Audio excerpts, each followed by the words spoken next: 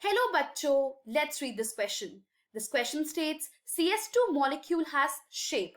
So in this question we have to determine the shape of carbon disulfide. So किसी भी molecule का shape निकालने के लिए first let's understand the key concept. So key concept कहता है कि किसी भी molecule का shape निकालने के लिए we have different steps. So to determine the shape of a molecule we have different steps. So first step है हम उसका steric number calculate करेंगे. Steric number होता है number of bond pairs plus number of lone pairs. And हमें ये पता है that number of bond pairs का मतलब हुआ कितने number of sigma bonds present है. स्टेरिक नंबर जैसे ही कैलकुलेट करेंगे, स्टेरिक नंबर हेल्प करेगा हमारे को हाइब्रिडाइजेशन कैलकुलेट करने में. दैट इज जितना स्टेरिक नंबर होगा उतना नंबर ऑफ हाइब्रिड ऑर्बिटल्स होंगे. जैसे कि 1s जो कि s एक ही अकोमोडेट कर सकता है, 3p एंड 5d. इस स्टेटमेंट को समझाने के लिए if I take an example that मेरा steric number suppose if a molecule has a steric number 3, so इसका मतलब उसके पास 3 hybrid orbitals हैं. So if I take the steric number 3, so it means इसका number of hybrid orbitals भी 3 है. Now if the molecule is having 3 hybrid orbitals, it means first orbital will be s and second two will be p. So it will be having sp2 hybridization.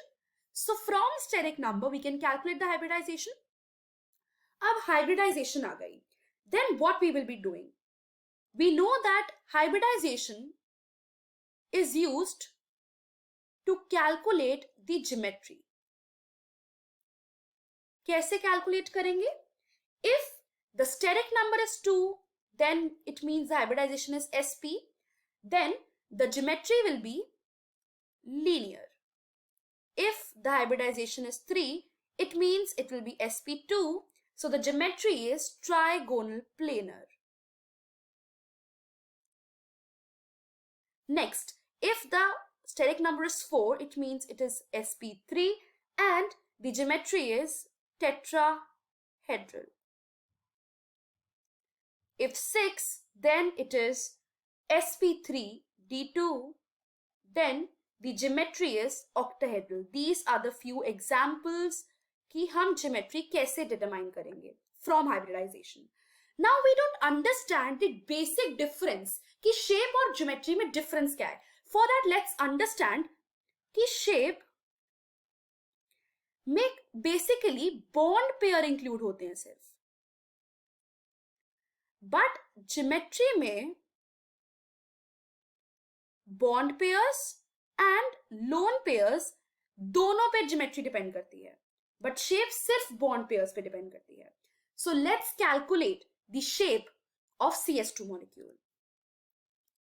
So the shape of CS2 molecule. First steric number calculate करेंगे as the first step. Steric number calculate करने के लिए we know that there will be this structure. That is, यहाँ पे the number of sigma bonds are 2 and number of pi bonds are also 2. Hence, 2 sigma bonds are present and 0 lone pair is present. It means steric number 2 है.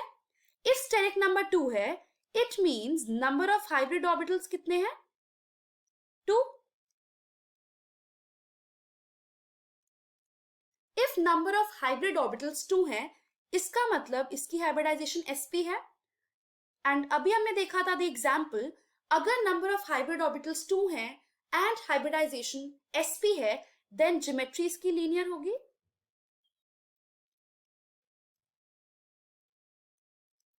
Now to determine the shape, as we know geometry and shape will be same. Why? क्योंकि यहां पे lone pair 0 है.